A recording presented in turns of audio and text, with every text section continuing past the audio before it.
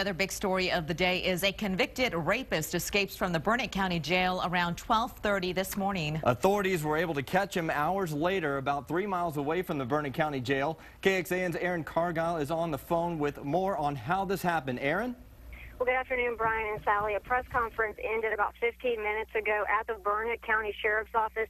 The sheriff spoke along with the company who runs the jail, who is both under a lot of criticism right now. Now, the warden at the jail says a jailer last laid eyes on Ibarra at 1 this morning during a head count. At 2:30 a.m., a bed check was done, and Ibarra appeared to be sleeping, but they later learned he rolled up towels and blankets to make it appear that way. Other inmates say for the last 3 days he had been chiseling away at the wall with a tool.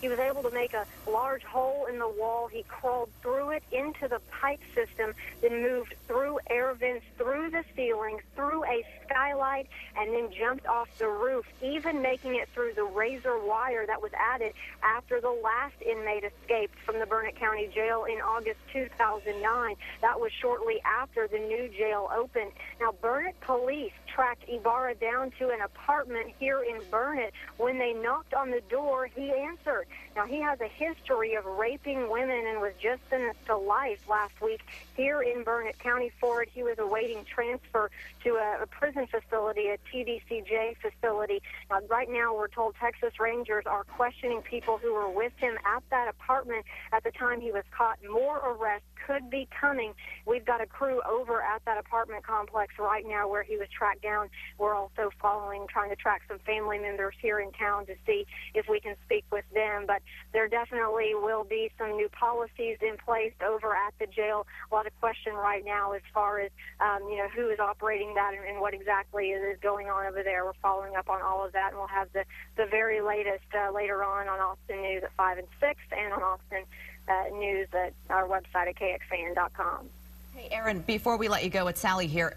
The question that a lot of people are asking is how can somebody like this, convicted of rape, sentenced to life in prison ×3, how is he able to escape? Was there not special people watching him? Was he not under some kind of special watch?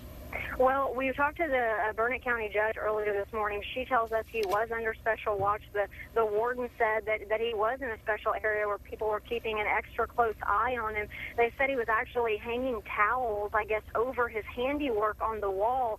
And apparently every 3 days there are jailers who go in and are supposed to physically check the cells.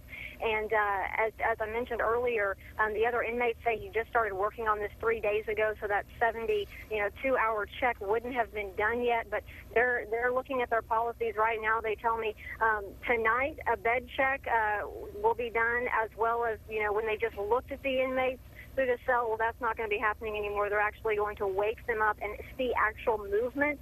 But as far as new policies and things like that, well, a lot more should be in place down the pike. But they're still looking at, trying to figure out exactly how this happened. The last inmate that escaped, he was able to do it while he was outside. This was an inside job, so now they're kind of looking at a new area to figure out, what they could do better. They don't know if it's a rebuild at this point or just adding some extra security measures. There's a lot of questions still to be answered.